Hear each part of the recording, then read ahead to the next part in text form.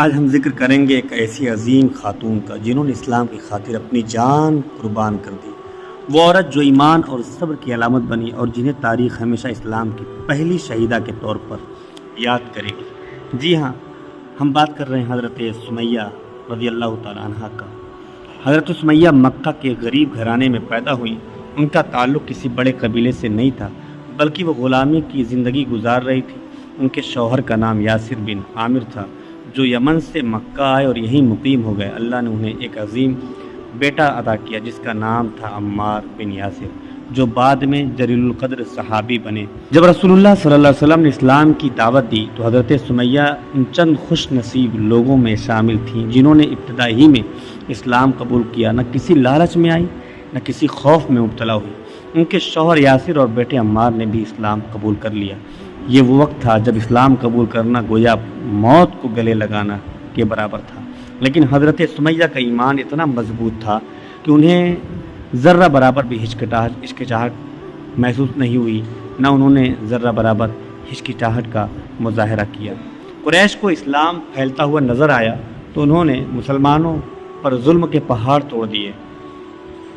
امیر لوگ تو کسی نہ کسی قبیلے کی پناہ میں تھے، مگر حضرت سمیہ جیسے کمزور اور بے سہارا لوگ سب سے زیادہ ظلم سہتے تھے۔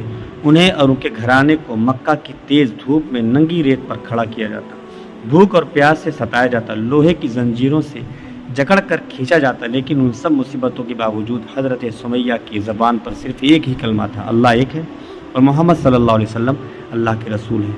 جب رسول اللہ صلی اللہ علیہ وسلم ان پر ہونے والے مظالم کو دیکھتے تو ان کے قریب جا کر فرماتے: صبر کرو اے یاسر، اے آل یاسر، صبر کرو، تمہارے لیے جنت کا وعدہ۔ یہ الفاظ ان کے لیے سب سے بڑی تسلی تھے اور یہی وعدہ انہیں ثابت قدم رکھتا تھا۔ ابو جہل جو قریش کا بدترین دشمن تھا، بار بار حضرت سمیہ کو اسلام چھوڑنے پر مجبور کرتا، لیکن وہ ہر بار ڈٹ کر کہتی: نہیں، اللہ ایک ہے اور محمد صلی اللہ علیہ وسلم اس کے رسول ہیں۔ ایک دن ابو جہل کا غصہ اتنا انتہا کو پہنچ گیا اور اس نے ان پر سخت تشدد کیا اور آخرکار ایک برچھی ان کے جسم میں ماری، جس سے وہ موقع پر ہی شہید ہو گئی۔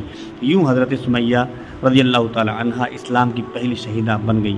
حضرت سمیہ نے ہمیں یہ پیغام دیا کہ ایمان پر ڈٹے رہنے کے لیے دنیاوی خوف کی کوئی حیثیت نہیں ہے۔